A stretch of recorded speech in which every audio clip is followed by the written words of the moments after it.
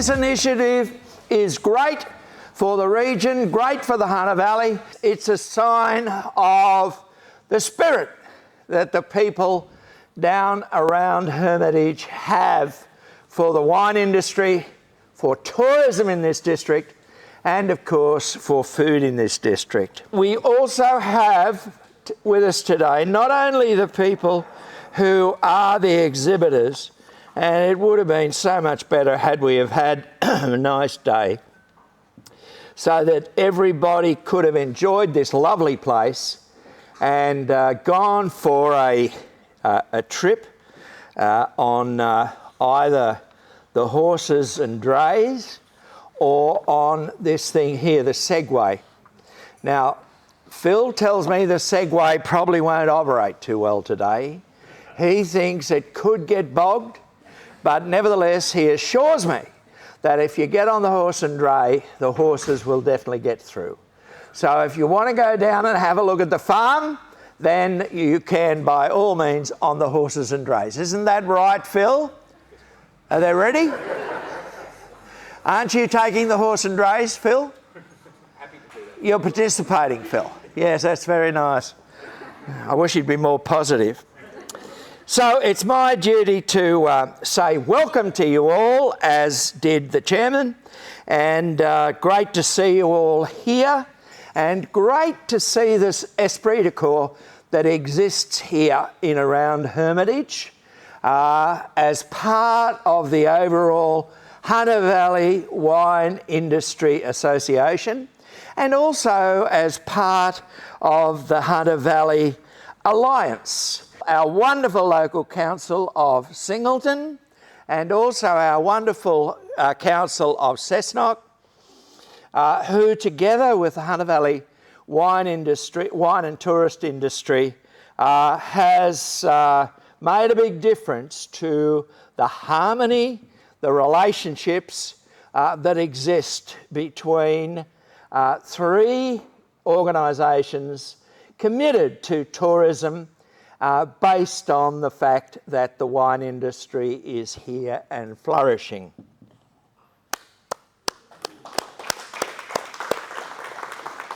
Give them a big hand, because 5 years ago, 6 years ago, that was not the case. But today it is the case. We operate as one combined unit, and that is just fantastic for the future of grape growing, winemaking, tourism, hospitality, hotels, restaurants, etc., etc. And also of this man here who's very frustrated because he might get a few of you bogged today, Mr. Segway. So I'm very happy to join you up here with Lester Jesberg and also with Professor Bob in talking to you about some of the history. And my history goes back quite a way because my father was in the industry and my grandfather was in the industry. And can I tell you that my grandfather's vineyard, Phil, you know exactly where it is. It's just above your father's house, right? But down in the gully. Across that fence on the other side is where my grandfather grew his grapes. But unfortunately, he died very early in his life. And then by accident, my father entered the wine industry because he was employed by Penfolds Wines at Dalwood, and it was from there that I became interested in it. So we have got a long and colourful history here in the Hunter, ladies and gentlemen, because our wine industry, and I know that you're going to be informed about this a little later, but it is a fantastic history because you're probably not aware, but in 2028, this industry, the wine industry itself, is 200 years old in the Hunter Valley. First vineyards were down at Kirkton, which is in that direction, you know, down on the Hunter River, and also at Dalwood, which is on the Hunter River just out of Branxton. So we're almost 200 years old. And that's a great sign, you know, because like all industries, particularly agricultural industries, ladies and gentlemen, you have your highs and lows. And certainly the wine industry of the Hunter has had its highs and lows. And at the moment, probably we have headed downhill, but now we're coming out of that again, because many times we've gone downhill and many times we've come out of that. Why have we come out of that? Quite simply, ladies and gentlemen, we've come out of that because simply our wine is unique, our wine is great, our vineyards grow unique products, and therefore we've stayed in business for 200 years. And at the end of the day, your history is dependent upon the product that you make and the way in which you present it. And so the winemakers of this district do a marvellous job, and can I give them a mention, because they're all here, they're set up to be here, and that is just fantastic of them. And I can't find the list, but they're here somewhere, and I'm going to find it. And here they are. Yes, a lot of wine companies are here. And that's just bloody fantastic. Wombat Crossing, Thomas, Sutton, Drayton, Black Creek Farm, De Julius, Glandor, Tintilla, Hart and Hunter, Hunter Wine Lab, James Estate, McCaffrey's Estate and Misty Glen. Why don't you give them all a big welcome? As one who knows what a bugger these sorts of events are, because we all stand round when we have a little pie and we have a little taste and taste a little taste of someone else's wines, and we're nice to everybody. It is a nuisance, but there they are. They're out here making sure on this occasion that everybody remembers that they participated in the continual development of the Hunter. And accompanying that, I mean, wine doesn't work unless you have the complementary products to help it. And so food, of course, is number one, and accommodation is number two. And so can I just dip my hat to Hunter Bell cheese, Hunter Bell horses. I don't know that they've got anything to eat except maybe and Jack and Jones.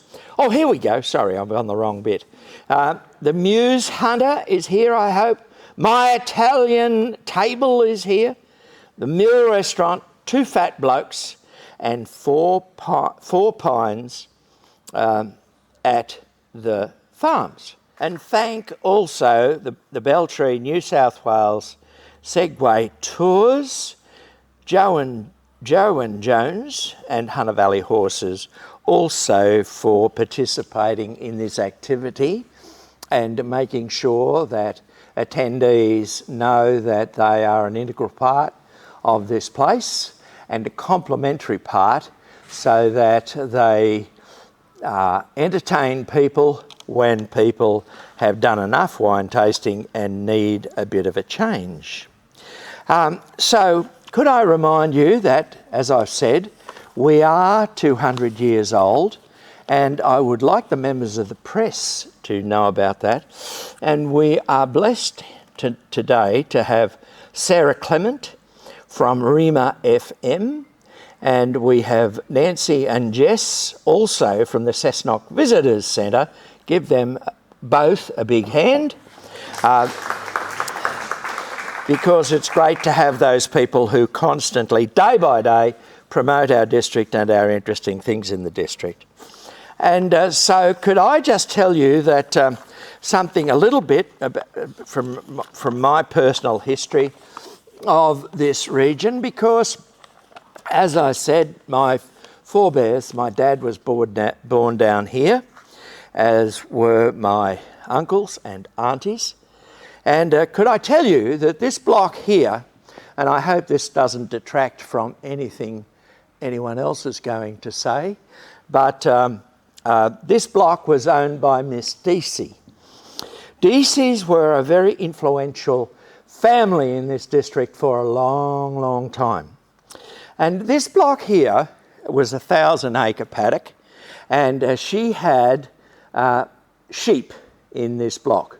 And all the sheep used to congregate over night time in this corner, right up here, where the motel is, where Phil's motel is, and also where the winery is. So it was a sheep farm, this block, and that's why nothing grows there now, because it's been so stamped to death with the sheep's hooves over the years that all I remember was that it was always red clay on this corner for about 10 or 15 acres. You might be interested to know the Hermitage Road, which is the name of the organisation who are your hosts today. The Hermitage Road, during any wet weather at all, there was a fence put across the road so no one went down that road. In fact, it wasn't until we started to build the winery here at Hermitage was that this road was used, because it was so catastrophic. You might remember, some of you might remember, that there were 2 creek crossings, and they were pretty savage creek crossings too. I'll never forget, one day I was driving along and we'd had a lot of rain, and I came across a car that had capsized in one of those creeks.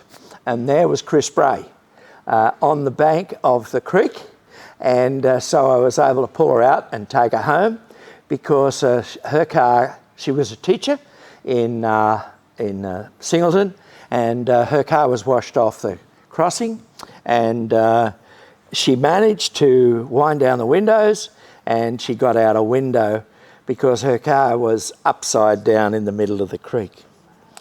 On the corner right here, right across this corner here, was the old Mistletoe School. And it was to that school that my father and his siblings used to travel to go to school, and they came down a stock route, which is just in front of Phil's motel, came down a stock route and went to school in those casuarinas. The school was in those casuarinas right across the road on the corner there, believe it or not. And he went to school with people such as Murray and Elliott's and various people. The first car that came into this district was owned by a man called Mr. Oswald, and it was a Dodge, and it came into this district. Mr. Oswald owned the big dairy farm that was right up there under the mountain. And his wife was the teacher at the Mistletoe School. She walked down every morning to teach the kids. We had also a bushranger living here called Clary Matthews. I don't know whether you've ever heard of him, but Clary Matthews used to live on the block that I do now. And Clary Matthews was really a tiger. He was very difficult. And he actually murdered a man with a poker. And he got off the murder charge by saying to the judge, I was trained to kill people, because he was in World War I. I was trained to kill people. And he upset me, and so I just saw red. And so he got off the murder charge, believe it or not. Like some of you blokes have done of recent times. Bill Trevena was also a World War I veteran, and Bill still wore his gear when I was a kid. I mean, his military gear. And he was the father of Heck Trevena, who was the father of Trudy Trevena, who still occupies and manages the place today. Bill Trevena was a most fantastic bloke. He fully understood grapes, and he had those vineyards, the Trevena block, really looking great. And we bought as Penfolds Wines, we bought grapes from him until Penfolds pulled out of the district. My grandfather was Eugene McGuigan, who of course is Owie McGuigan, and he was around at a time when lots of other people were just getting going. The traditional people of the district, the names that you know of today, really started as a result of the Robertson Land Grant, which was a grant. Up until that time, people obtained land to go farming by getting a grant from the governor. But that all changed in 1875 when Robertson, who was a member, proposed the capacity of the state of New South Wales to cut the country up so that smaller individuals who wanted to go farming were able to. And so that's when people such as Tyrrells, Draytons and Elliots all got going in the 1870s. At a later time, Penfolds, McWilliams, Sepples, Gramps and Hardys also came into the district by not establishing new vineyards, but by taking over old ones that existed or companies that had gone out of business. So you've got something to look forward to in 2028 because we have got our 200 years. 200 years.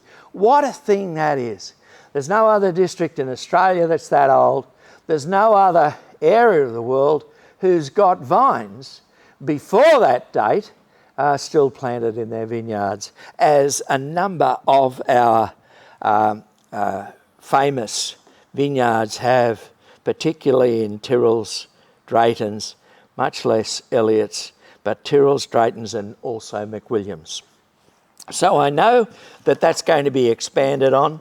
And can I just say to you that a wave occurred, and I won't go through why it happened, but a wave came through this district in the mid-60s when the wine industry said to the community that we needed more wine, and so people flocked to the Hunter and planted many now famous new vineyards, which has been of great assistance in ensuring the continuity of the grape business and the wine business in this district. When I started in the industry, which was 1959, there was only 750 acres in the Hunter. That area then increased to over 20,000. It's fallen back to almost a quarter of that now, so we have about 5,000 acres. But I would say to you that they're 5,000 of the best acres and of the wines that make outstanding things that make this place famous, and this place some place that people want to visit, because not only do we make good wine, but we have wonderful people beside us in the business providing accommodation and also providing food and also providing an environment because of the attitude of our local councils to the way in which they look after tourism as well. Thank you for listening to me. It's been tremendous.